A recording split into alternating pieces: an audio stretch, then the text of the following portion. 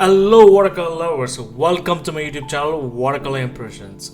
Something about rain always gets me. Rainy scenes are easy to paint in watercolors because it gives this beautiful look than any other medium. This reference was taken at Toronto downtown. It's a quick little sketch, so sit back, relax and enjoy the painting process. Before we get on to it, hit that subscribe button so you guys can get weekly video updates from our channel. And let's get started, guys. As always, I'll provide the drawing template and reference. Check the video description below so you guys can download it and follow with me. The main motive for this painting is to capture that person who is running across the street in the yellow raincoat. I'll spend more time on keep the focus on this person and keep the rest of the painting weak. So when you paint, you have to have this vision and motive, which is your focal point, and spend more time on it. Let's focus on the first wash. So I'm throwing colors here and there, whatever I see in the reference. As you can see, there's a lot of dominant yellow color in our painting. So I add all those yellow colors in cadmium yellow. So now I jumped onto the building. For the buildings, I used a little bit of a warmish gray. And at the bottom, I also introduced a little bit of a darker value, so that it also frames our character as well. As you can see, I never touched the road as of yet because we can do the road at the end, so we can get a lot of nice reflections on our road. So now I'm focusing on the awning, which is like behind this person. So I'm just putting a little bit of colors, what I'm saying. So I'm using Payne's gray and a little bit of orange in it, and I'm going a little bit darker using pure pigment. When I say pure pigment, I'm not using any water at all. So as you can see, I went really darker at the background because so it gives a nice contrast between the character and the background. Even though it looks super dark now, since I have a lot of water there, it's gonna look lighter. As you can see, I took the clean brush and I also removed some of the painting so that there's a pole which is in the foreground. We can create it as well. So for the trees, I'm using cadmium yellow and a little bit of cerulean blue and a little bit of French ultramarine blue in it. Even though there's a lot of details in our trees in the reference, I'm keeping it as impressionistic as possible because our focus is to be focused on the character than the rest of the painting.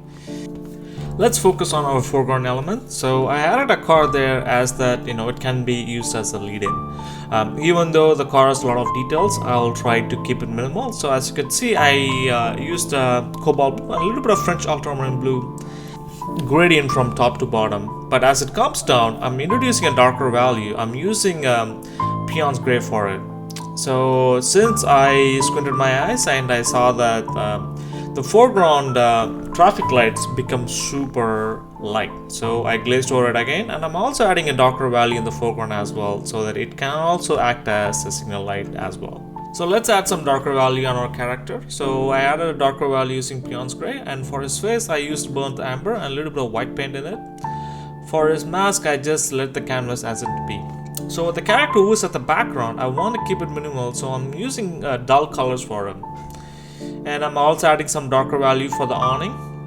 And I also want to create a 3D look on the awning. It looks super flat now, so I add a little bit of darker value on it as well. Now let's focus on the road now. For the road, I'm going to use a lot of warmish greenish colors. So I'm going to mix a lot of colors here. So I'm used burnt sienna and I'm taking Payne's gray. I'm also going to add a little bit of French ultramarine blue as well. So I'll start from the foreground and I'll take it all the way to the background as well. So it kind of create a gradient from the foreground to the background. And I'm also being aware of the characters who is in the midground and the background. I'm also trying to blend it with the background as well. I'm taking a clean brush, so I'm just taking off some of the paint to get the street sign. Now what we can do is we can take a darker pigment. An object meets the ground, I'm going to add a darker value there. But being aware of it, I'm going to be going darker in the foreground. As it goes to the midground and the background, I'm going to be lighter. As you can see, watercolor does what it does. It just blends by itself. So that's a beautiful thing about watercolors.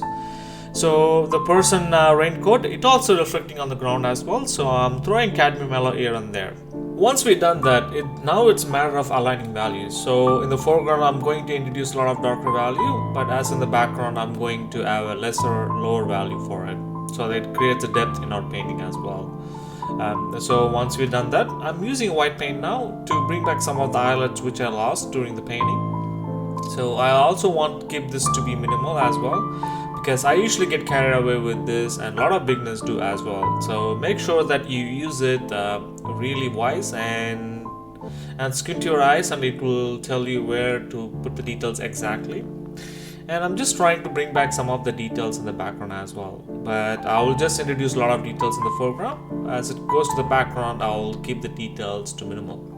So there's also a street light which is at the top of our screen, so I'm going to add pure white paint for it, because I want that to be the brightest value. So I'm also adding some details here and there to pop up the reflections in the foreground as well as in the background.